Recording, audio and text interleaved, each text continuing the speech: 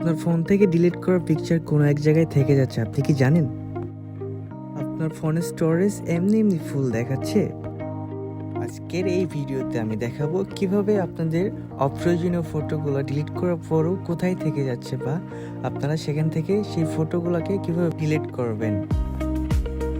আজকের এই ভিডিওটা আপনাদের 100% কাজে লাগবে, অথবা আমি আপনাদেরকে দেখাবো কিভাবে সেখান থেকে আপনার প্রয়োজনীয় ফটোগুলোকে আপনি ব্যাক করতে পারবেন আবার পুনরায়। তো বেশি কথা না বলে চলুন আজকে ভিডিও শুরু করি।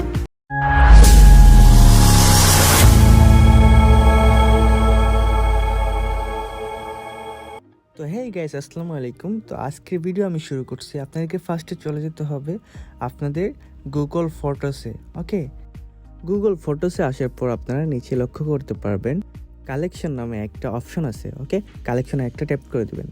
তারপর হচ্ছে উপরে দেখতে পারবেন অ্যারচিভ নামে একটা অপশন আছে। ওকে, সিম্পলভাবে সেখানে একটা ট্যাপ করে দিলে আপনারা হচ্ছে আপনাদের অপ্রয়োজনীয় পিকচারগুলো ডিলিট করার পরও এখানে দেখতে পারবেন। ঠিক আছে, তো এখান থেকে আপনারা চাইলে এগুলো ডিলিট করতে পারবেন। সো এগুলোকে আপনারা সিলেক্ট করে দিবেন।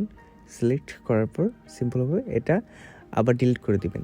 এখান থেকে ডিলিট করার পর সেগুলো হচ্ছে আরেকটা ফাইলে জমা হয়। সেটা হচ্ছে উপরে দেখতে পারবেন বিন নামে একটা অপশন আছে। হ্যাঁ, সেখানে একটা ট্যাপ করে দিবেন। তো সেখানে ট্যাপ করার পর দেখতে পারবেন অ্যারচিভ থেকে যেই ফটোসগুলো আপনি ডিলিট করছেন সেগুলো এখানে এসে আবার জমা হয়ে গেছে। তো এখান থেকে আপনি সবগুলো ডিলিট করার জন্য 3 ডটে একটা ট্যাপ করবেন। ট্যাপ করার পর আপনি হচ্ছে দেখতে পারবেন এমটি বিন। ওকে, এমটি বিন দিলে সব ফটোস হচ্ছে এখান থেকে সম্পূর্ণ ফটো ডিলিট হয়ে যাবে সবগুলা। তো আপনি জাস্ট ডিলিটে একটা ট্যাপ করবেন। সো আপনার ফটোগুলা এখান থেকে ডিলিট হয়ে যাবে।